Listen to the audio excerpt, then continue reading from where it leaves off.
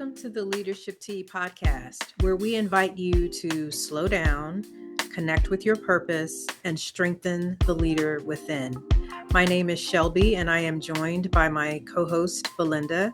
And today we are thrilled to welcome Diplomat in the Kitchen, author and Foreign Service Officer, Jeremiah Knight. Jeremiah is a friend of ours, and he is a dynamic diplomat, an incredible professional, and most importantly, he cooks. He has written a book entitled Diplomat in the Kitchen, and it covers recipes from Jamaica to Antarctica to Iceland and everywhere in between. There's something for everyone in this book. And what I love about Jeremiah is how he uses the beauty of culinary diplomacy to weave storytelling and building relationships and using creative ways to negotiate. As a diplomat, as a person who cares about community, I know you're going to get a lot out of this episode. We're so grateful to know Jeremiah and to support him. So without further ado, let's get into it. We are definitely enjoying everything you have here for us today. And it's going to make, I think, the afternoon a really exciting one. So we're interested in learning about why you have pursued this project. What is it that, you have a very successful career, and yet you have... I'm not successful at it, but okay. You are very successful. No modesty here. And yet you have pursued this project. This didn't happen overnight. You really had to dig in and, build a network, learn, experiment. You had successes, you had failures, but you stayed at it. And I'm interested in knowing more about what drove you to do this and what keeps you coming back to the table. Mm-hmm. That's a good question. I mean, looking at my past, food has always been a passion for me. When I was in high school, I know that I wanted to go to school for culinary arts, but my parents had other plans. They're like, you have one brother as an artist, and that's enough in the family. And I remember I got the application for Johnson & Wells, and that was going to be my path. I was going to be a chef. Because my uncle he was the master chef in London, and my aunt had a Jamaican restaurant in Atlanta, and my grandparents co-owned 2 restaurants in Connecticut and Springfield, Massachusetts.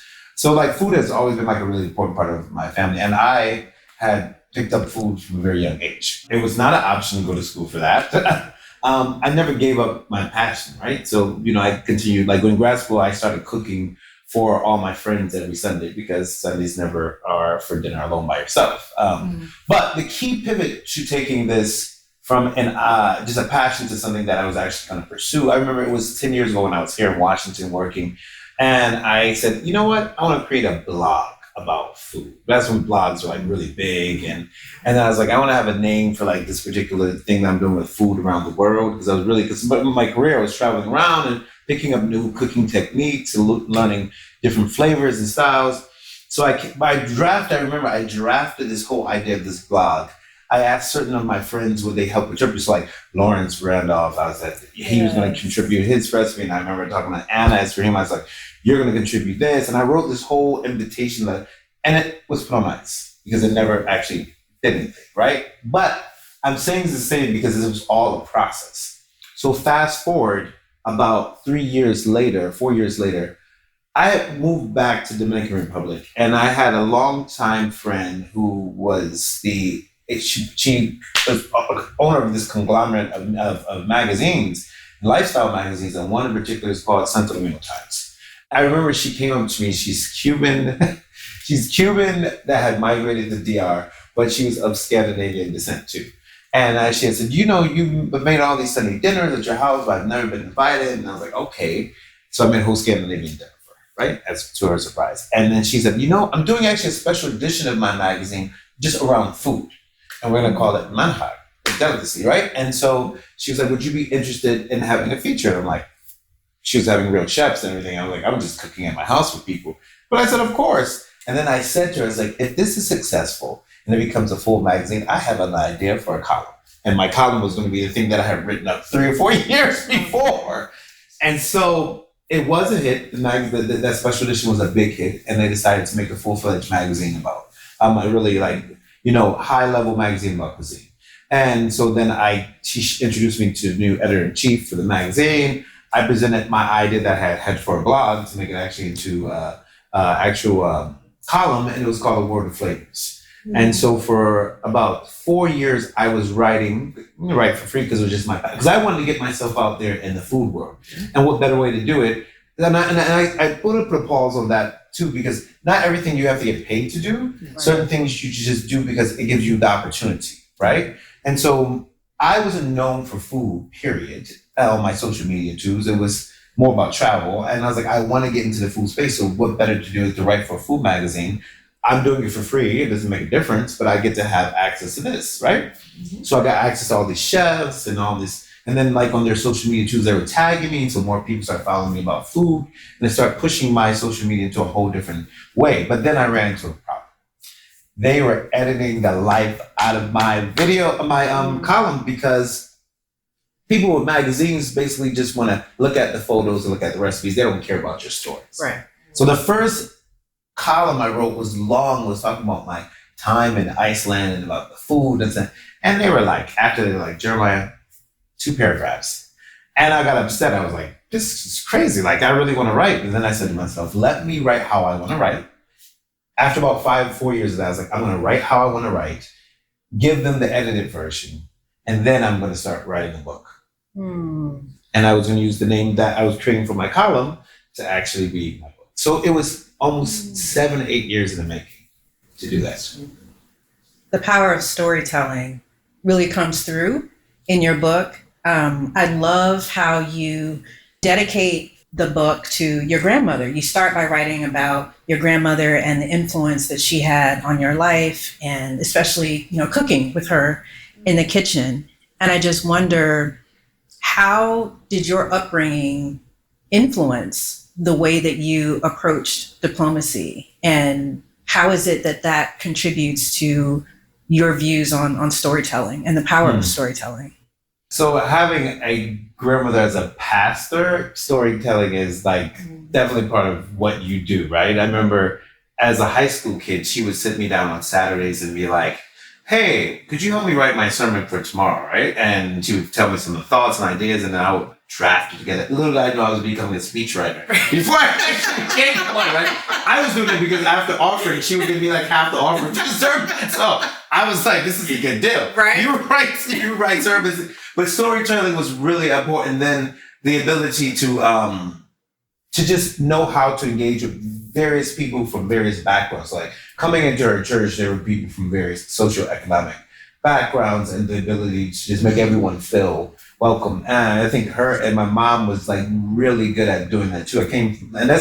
My grandmother was my father's mom, but also my mom was a person that loved to entertain and loved to share. And so that just became a part of it. But the storytelling part, was really important. How I think I wrote about my aunt in Jamaica, how she opened my world to food outside of the US by my first trip going to Jamaica when I was 12 years old. And so then that sparked my interest of flavors and food. And in my family, I never thought I was artistic because my brother's an artist. I thought art was just painting. Then I started looking culinary arts is actual art, and your ability to pick up things. Because I was a fast learner. You show me something, and then I start knowing how to do it. Right. And how does that, going into affecting with my career moving forward, I brought in that ability to just be open to differences and have an ability to just share what you have to say in a palatable way that people from various backgrounds can be able to receive what you have to say. I think is super important. And that was one of the key things that I did learn from her. And also one of the most was just my family, even to this day, knows how to keep me humble, right?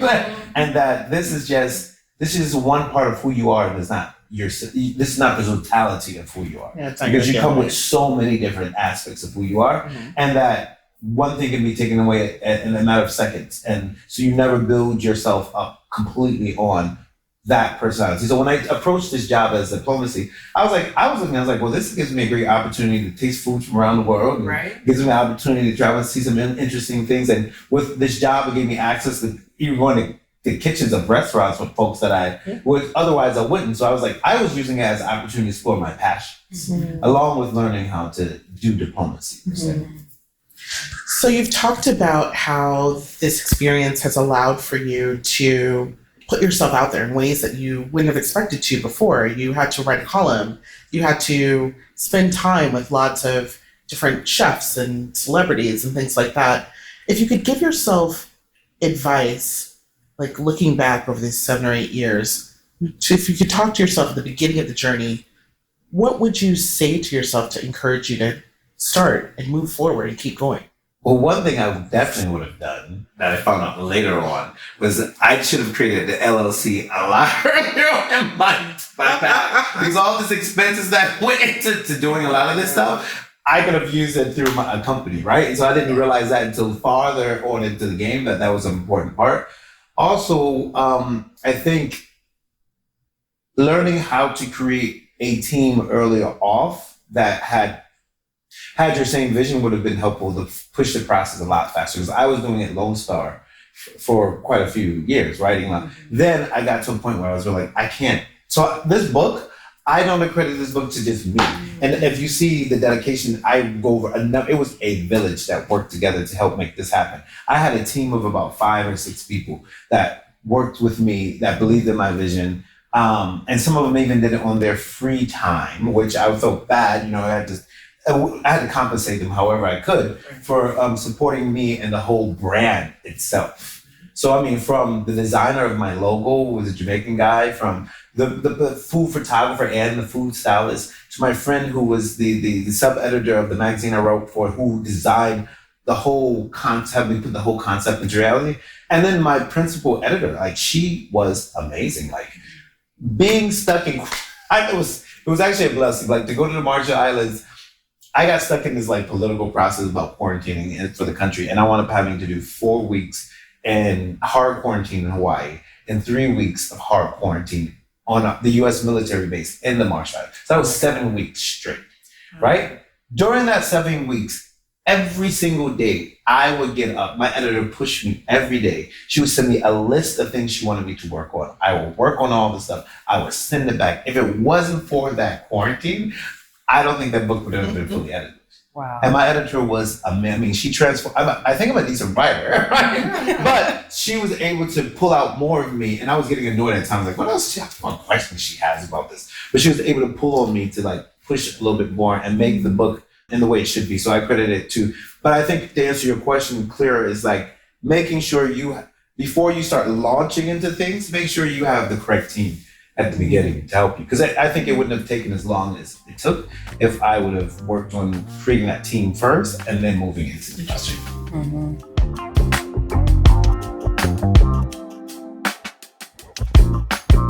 So you've shared some really poignant points about leadership and how leadership skills have enabled you to reach this milestone of publishing a book, the importance of having a team around you that is supportive and, trusting the process and putting in the work. Like, this isn't something that happened overnight. This is something that you have been building towards over the past 7, 8 years.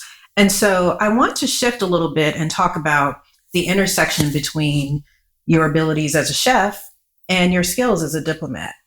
And I think it would be really interesting for our audience to hear, how has culinary diplomacy helped you with some tough situations abroad when you were in a position of having to broker deals and negotiate as a diplomat?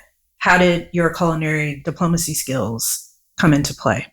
So, I mean, being aware of different cultures and their culinary histories, I think is a good icebreaker. And I'll never forget, when I moved to the Marshall Islands, like breadfruit was such a big thing for them and it's such a big part of oceanic culture, right? But breadfruit was brought from the Pacific to the Caribbean. So like it was something that I grew up. So when they saw that I actually understood what breadfruit was and how you cook it and next one, it was a good icebreaker for like, oh, this guy kind of gets us, he understands. So like, and the use of coconut and all this kind of stuff.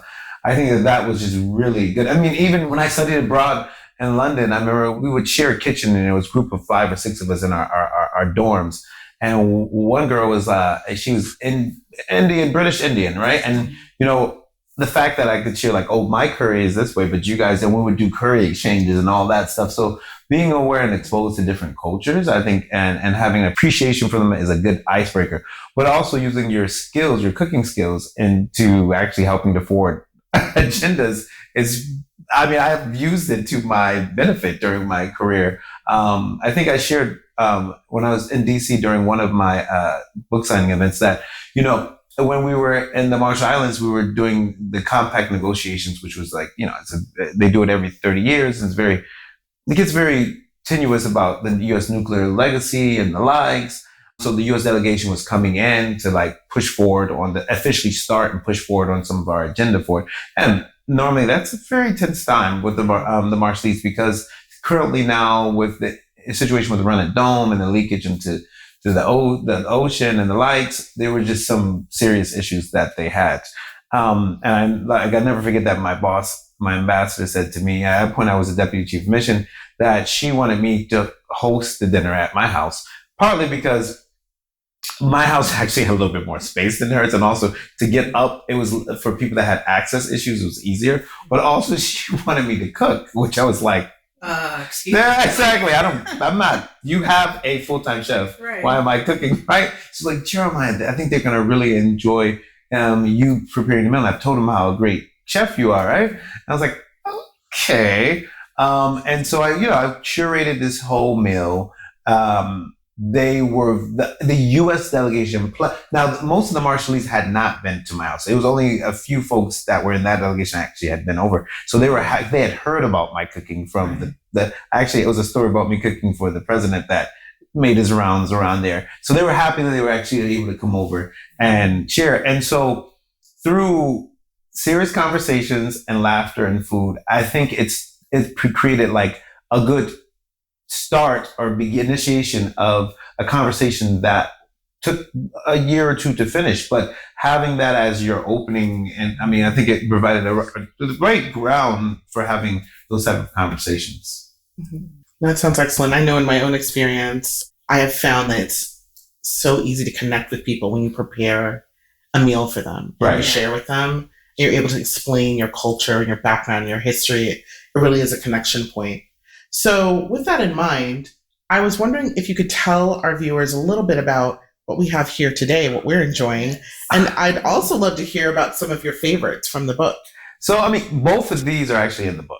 So, from my Jamaican and Caribbean side, holiday sorrel, the hibiscus plant is something that's used constantly for Christmas. And so I made some holiday sorrel for you guys, and then also but purposely I like to show how Christmas is celebrated in various cultures. And so my whole book is about meshing together, doing fusions per se of different cultures to have one thematic focus. And so, Christmas in Iceland is done by having black pepper cookies, right? These spice cookies that have black pepper delights.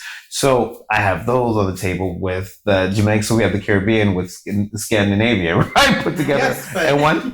So you guys should try them. Yeah, we definitely want to try. And they're both inside my cookbook. And I made them fresh just for you guys. Thank you. And the sorrel has been sitting for about a week, because I say in my cookbook, never serve it right away. You have to let it sit so the flavors mesh together and marry together really well. 100%. Yeah, no, excited. And so I brought some of those to my cousin's Christmas dinner too, and they ate up like a dozen of them. So they're very tasty. They're like a spice cookie, but they're a little bit different than a regular spice cookie. And I think for many of us who have lived all over the world, our tables look like this. Right. They reflect recipes from many continents. Right. Yeah. And that's the good thing about it. And then I put my personal take on the cookies. So, like, for instance, the cookies are not exactly 100%. I had a little bit different things in there that I thought that would be nice. And then my book encourages you to do the same thing. Like using your background, whether it's your own personal culture background to it, or your experience from other places infuse inside the recipes. It's a good thing. It's not a negative. There's some things I do purist, But a lot of things I like to do is mesh and put things together. Because the world is becoming a more, connected place, even with produce and talking about the food industry and the likes. And, nowadays you can go to the grocery store. Like growing up, as a kid, I never saw star fruit in the grocery store. Right. And then nowadays, or passion fruit in the grocery store. So the world is becoming more and more. I mean, I say in my cookbook, if you read in the chapter about Pakistan, I found Jamaican jerk, a bottle of Grace jerk seasoning in Pakistan.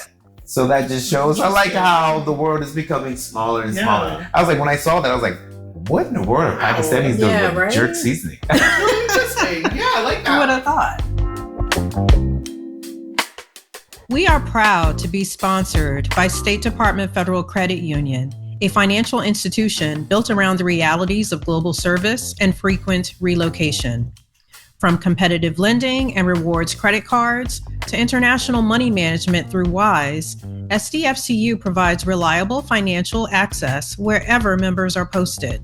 Learn more about their global banking solutions at sdfcu.org. State Department Federal Credit Union is federally insured by the National Credit Union Administration and is an equal housing lender. Membership and product eligibility is subject to approval. Yeah, that's actually a good segue to another question that I wanted to ask you as we think about modern day professionalism and work and how we approach work and all of the discussions about artificial intelligence and new forms of technology, et cetera, and how those things are going to define the way that we approach work in the future. I just wonder if you could talk a little bit about the power of soft power and how you have been able to accomplish the unachievable or the unattainable or the impossible through the power of culinary diplomacy. So they wrote an interesting article about me when I left the Dominican Republic when I was the spokesperson there. And I would do these journalist gatherings at my house, and I purposely would fix the majority of the food. I wouldn't cater it. Mm-hmm. And, we would have some interesting, serious conversations. And I saw the power of building relationships so that even when there was a need for professional engagement, we still had that level of personal relationship. And then they wrote about me. They're like, Jeremiah was the consummate spokesperson diplomat that would take all your hard questions, but never fully answer them the way you wanted with a smile. Right. And so that was my mantra. I could build on my relationship, but also even with people, and I purposely reached out to people that were uber critical of our government and our policies, invite them to break bread in my house. I mean, there was one particular person, we are BFFs now. I mean, before I arrived, she would constantly have these uber critical remarks, and she had one of the most listened to political talk shows in the country. And I was like, why aren't we inviting her to do stuff? Right. We need to have her over. And I was like, I saw her at an event and they introduced me, and I was like, you need to come over to my house for one of my gatherings. She's like, me? Do you know who I am? I was like, yeah, that's who you are. That's what. And she came over and she's like, I know what you're trying to do. And did she ever stop being critical of U.S. policies? Not necessarily, but would she call me in advance and ask me, hey, I'm about to say X, Y, and Z. So do you have any remarks about this? Right. Yes. Yeah. Do we have off the records where I said, hey, last time you were on the air, you said X, Y, and Z. It didn't make you look the most intelligent because you need to have some more facts. And these are some of the facts, right? So it would help me to do backgrounders, not just with her, but others. And I think that food and the fact that bringing people into your space, we have these representational homes, but a lot of people don't. And I fully, in my whole career, truly believed in using my space as a place to engage with people, right? And bring them into your atmosphere. Because inviting someone out to a dinner that in a restaurant is entirely different than having them sit at your table, or even if you did, like a charcuterie board of stuff, just having that presence there and showing that you cared, and then also being cognizant of some of their likes, like their cultural relativities. You have some of their foods and this and that on the table, and then also use it as an opportunity to share some of your background and some of your food. 100%. I mean, that being said, I go into how I always use Thanksgiving as a way to demystify or break the myth that American food was just hamburgers and hot dogs. I told folks growing up, I hardly ever went to McDonald's or Burger King. Exactly. Like, if I asked for McDonald's or Burger King, my parents were like, we gonna make that happen. Oh, yeah. And you Eddie Murphy. right. Those big old French fries are like 2 times the size of the regular fries. McDonald's at home. Right, your Thousand Island dressing to put on top of it. I was like, I was like, I don't know what you guys are talking about. Like, I had my mom cooked almost every single day, and my grandmother was the same exact way, right? And so there was a rarity that we went out to eat. So I was like, so I used Thanksgiving as a way to show my experience with food in America, and that our food has a rich history and it's also very regional, which like certain things growing up in New England, you guys who are from New England didn't eat, right? And so like, and I think that opened up a space also for folks that they got to see, and my Thanksgiving dinners became a thing. Like in Jamaica, my last one, almost 85 people showed up and caused a traffic jam. And the whole street was like clogged because everybody's parking on both sides. And I kept inviting. I made 2 turkeys, 2 hams, 3 chickens. I was like, and I cooked it all myself. I didn't have anybody. And it was great because in the DR and in Jamaica, my housekeepers would like literally spend the night and they would help out with like, and I would show them how to make food outside of their own culture. Yeah. And I just talked to my housekeeper from Dominican Republic on Christmas Eve, and we were laughing about like how she learned, and she cooks some of this stuff even to this day. I love it. So that's amazing. No, I think we've all had experiences where things that are really meaningful to us, when we share them with others, it really opens doors. I wonder if you have a favorite though. Like, is there a favorite dish or ingredient that you've used? We've heard about gumbo diplomacy. I know I've got a few things in my repertoire that have a story behind them and really help me connect with people. Love to know yours. Everything in my book is perfect, so there's no favorite. You don't want to offend anyone that you may have like. But you're asking like, is there a go-to dish?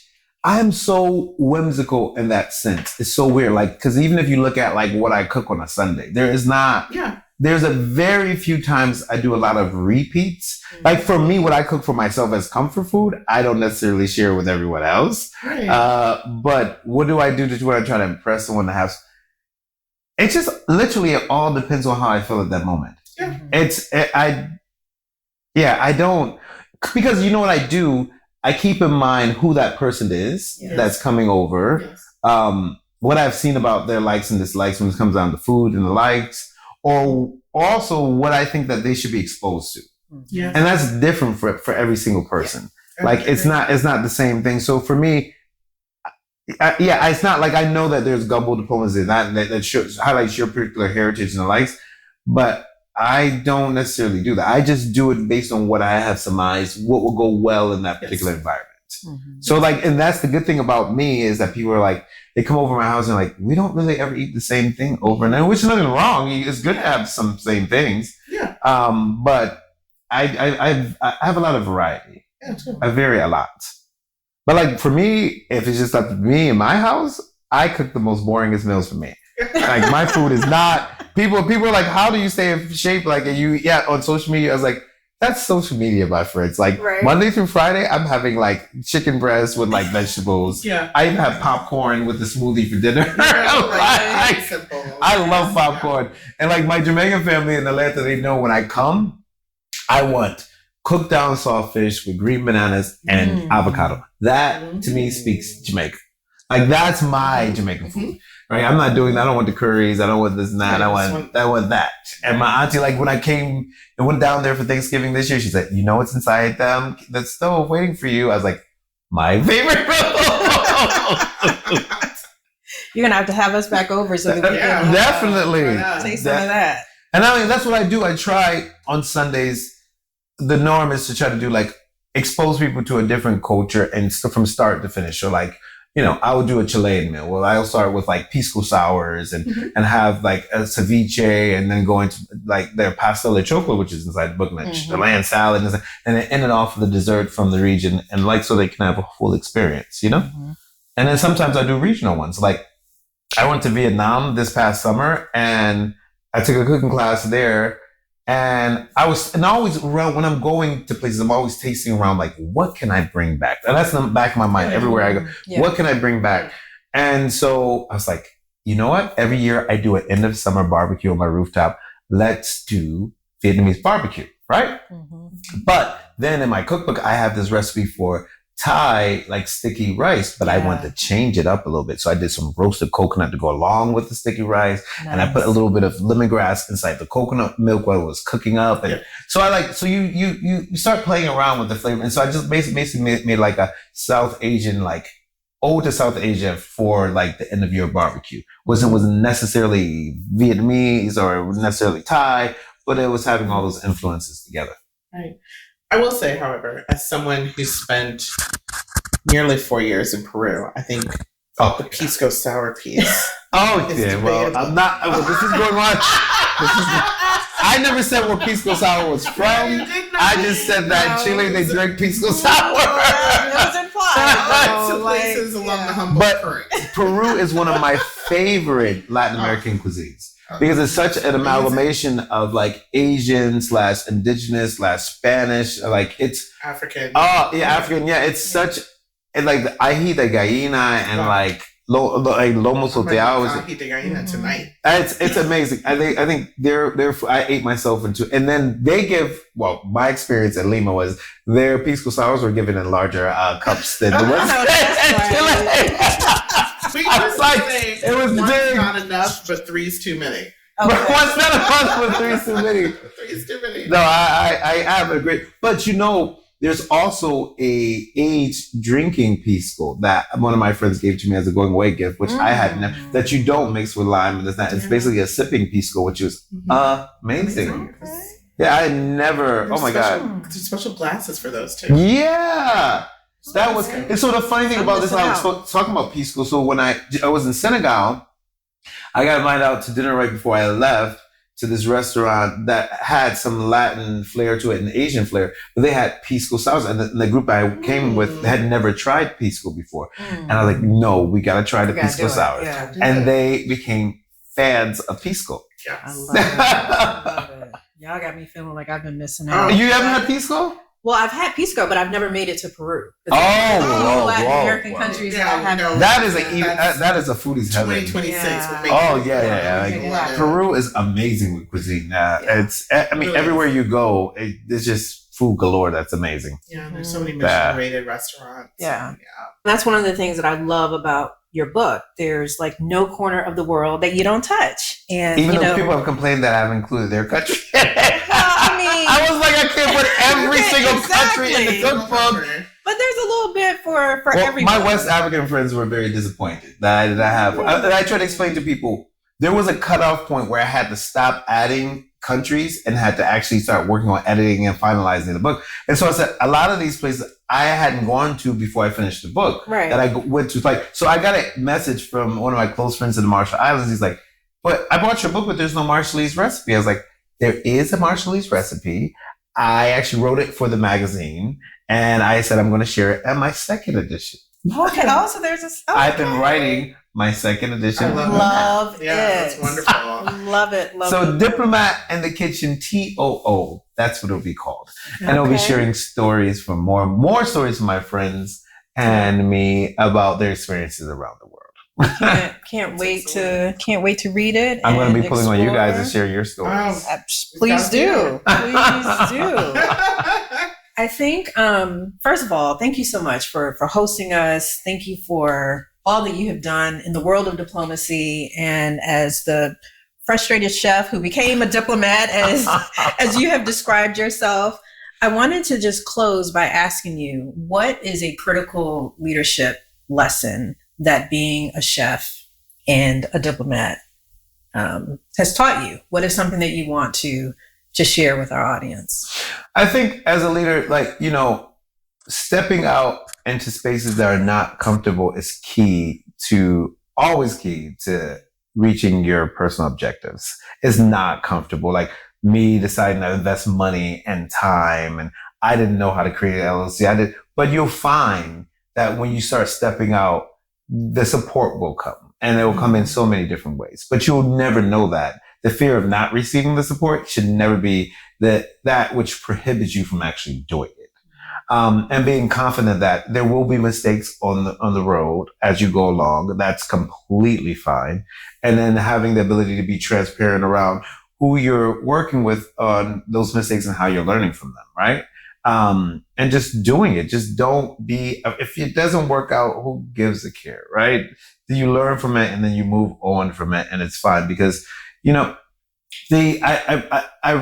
brought up the author of the 10% Entrepreneur, the book that was written about investing 10% of your time into your personal goals while you have a professional job, because you guys, you need money to do your goals, right? 100%. So just dropping 100% of what your full-time job is to go after a personal desire, where are you going to get the funding, right? So using the money that you have from your 9 to 5 to pay for your passion projects is key, until little by little, that passion project starts generating more money and you get to invest more time into that.